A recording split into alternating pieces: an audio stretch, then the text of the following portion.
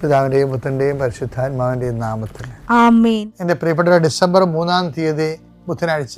അമ്മേ പരിശുദ്ധ അമ്മേ, അമ്മേ പരിശുദ്ധ ദൈവമാതാവേ, കൃപാസനത്തിലൂടെ ഞങ്ങൾക്കും ഞങ്ങളുടെ ദേശത്തിനും അമ്മ മധ്യസ്ഥം തേടി തന്ന എല്ലാ അനുഗ്രഹങ്ങൾക്കും കൃപകൾക്കും ഞങ്ങളിപ്പോൾ ഹൃദയം നിറഞ്ഞ നന്ദി പറയുന്നു.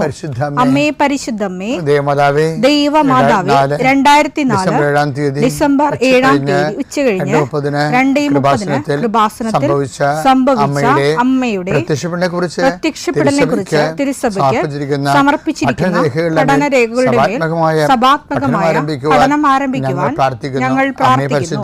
അമ്മേ പരിശുദ്ധമേ, ഭൂസ്വർലോകങ്ങളുടെ രാജ്ഞിയായ അങ്ങേയ്ക്ക് ഭൗമസംരക്ഷണത്തിനായി പ്രപഞ്ചപ്രകൃതിയെ തന്നെ തിരുസഭ പ്രതിഷ്ഠിക്കുവാൻ ഈ പ്രത്യക്ഷീകരണം വഴി ഇടയാക്കണമേ. പരിശുദ്ധമേ, ജപമാല മാതാവേ, സകല കൃപാസനം പ്രാർത്ഥനയോടും ചേർത്ത് ഞങ്ങളിപ്പോൾ പ്രാർത്ഥിക്കുന്ന ഈ കുടുംബത്തിന്റെ പ്രത്യേക നിയോഗം പറ മക്കളെ.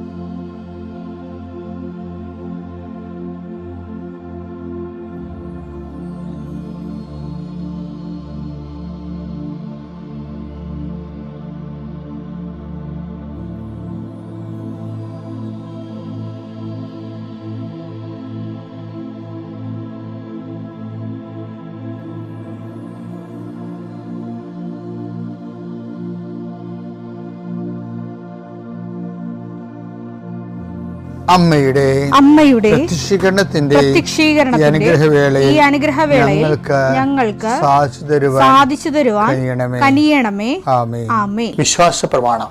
സർവശക്തനായ പിതാവും ആകാശത്തിന്റെയും ഭൂമിയുടെയും സൃഷ്ടാവുമായ ദൈവത്തിൽ ഞാൻ വിശ്വസിക്കുന്നു.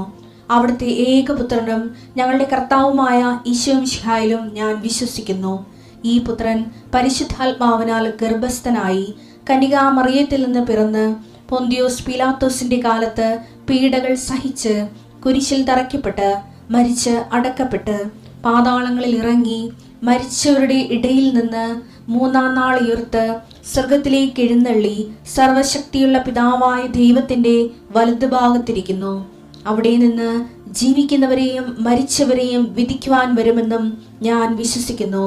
പരിശുദ്ധാത്മാവിലും ഞാൻ വിശ്വസിക്കുന്നു.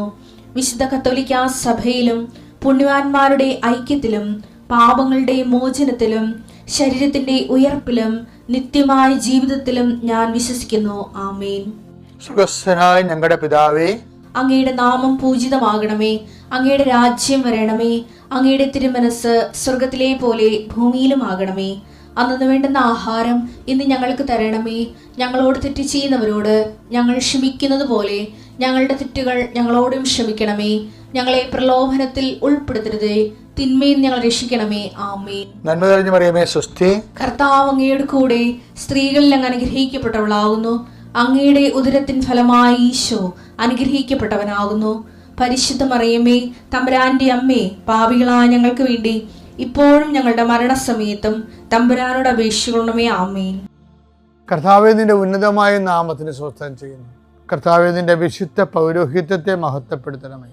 കർത്താവേ, സഭയിലുള്ള സാന്നിധ്യം ദൃഢമാക്കണമേ.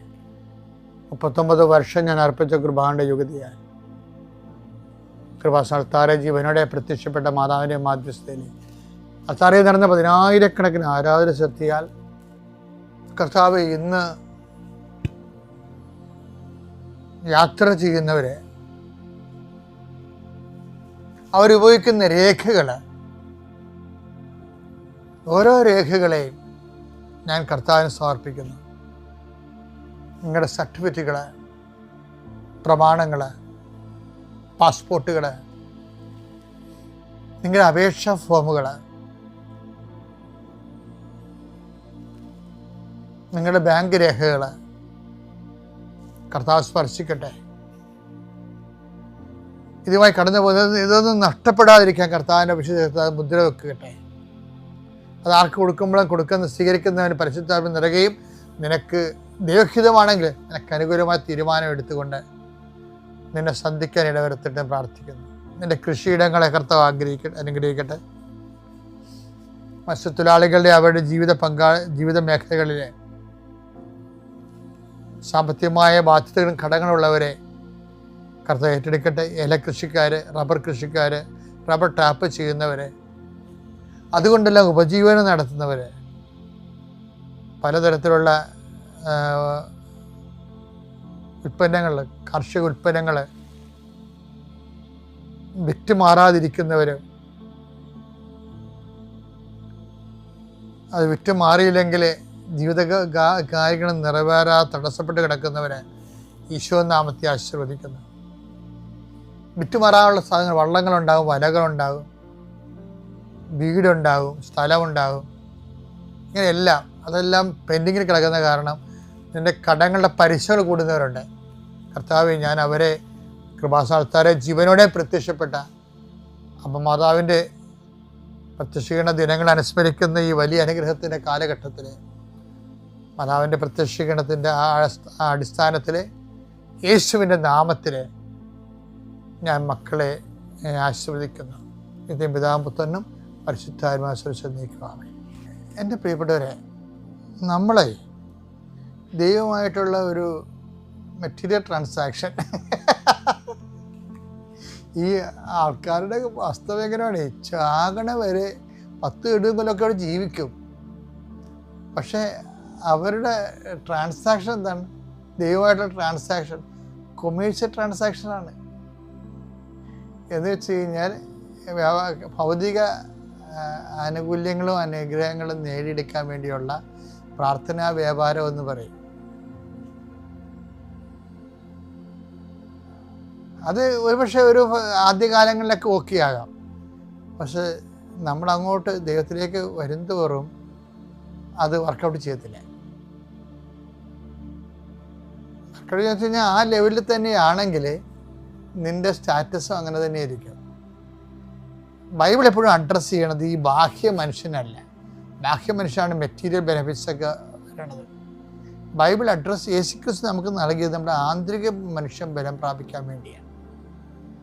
ആന്തരിക മനുഷ്യൻ, അത് എഫേഷ്യൻസ്, അത് ആന്തരിക മനുഷ്യനെ കുറിച്ച് നല്ല എഫേഷ്യൻസ് ആണ്. എഫേഷ്യൻസ് 3:16 എടുത്തേ. അവിടുത്തെ മഹത്വത്തിന്റെ സമ്പന്നതയ്ക്ക് യോജിച്ച വിധം, കേട്ടോ, അവിടുത്തെ മഹത്വത്തിന്റെ സമ്പന്നതയ്ക്ക് യോജിച്ച വിധം അവിടുന്ന് തന്റെ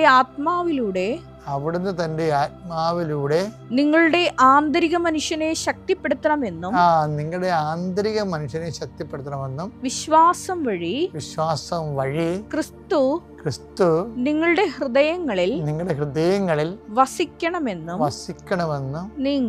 നിങ്ങൾ സ്നേഹത്തിൽ വേരുപാകി അടിയുറക്കണമെന്നും ഞാൻ പ്രാർത്ഥിക്കുന്നു.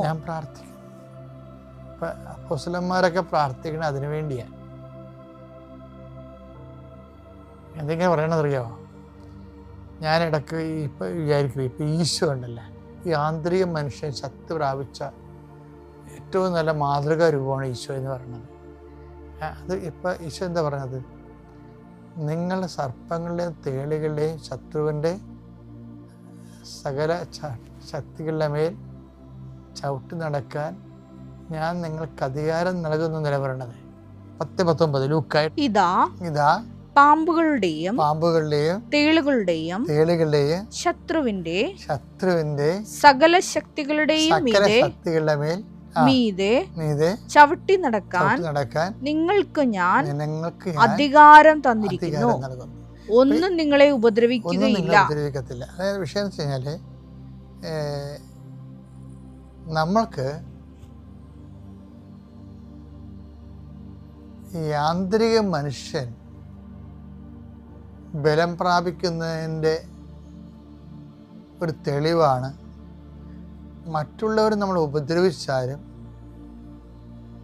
we don't feel it as if we are not hurted. മറ്റുള്ളവർ നമ്മൾ ഹർട്ട് ചെയ്യും, പക്ഷെ നമുക്ക് ഫീൽ ചെയ്യത്തില്ല.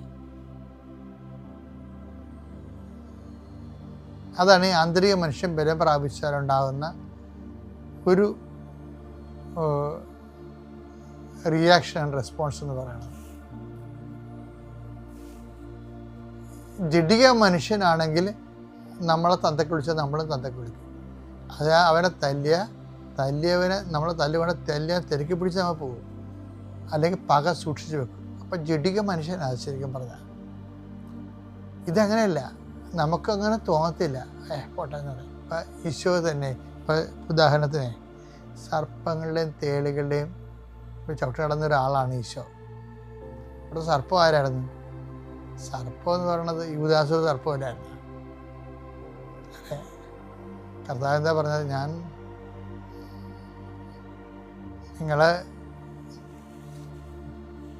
ഈ സർപ്പം വാ പൊളിക്കണത് ഇര തേടാനും ആൾക്കാരെ കൊത്താനും അല്ലേ? അത് തന്നെയല്ലേ യൂദാസ് ചെയ്ത്. അയാളുടെ ആക്ഷനിൽ അയാൾക്ക് പൈസയും കിട്ടി, ഈശോനെ കൊല്ലുകയും ചെയ്തു. അവിടെ സർപ്പമാണ് ശരിക്കും പറഞ്ഞാൽ. പക്ഷെ ആ സർപ്പം കൊത്തുമ്പോഴും ഈശോ എന്താ വിളിക്കണത്? അയാളെ ചവിട്ടി നടക്കണ അയാളുടെ പുറത്തു കൂടി ഈശോ എന്താണ്? സ്നേഹിത എന്നാ വിളിക്കണത്. അതാണ് രസം. ഇതാണ് ആന്തരിക മനുഷ്യൻ, ബലം പ്രാപിച്ച ആന്തരിക മനുഷ്യൻ എന്ന് പറയുന്നത്.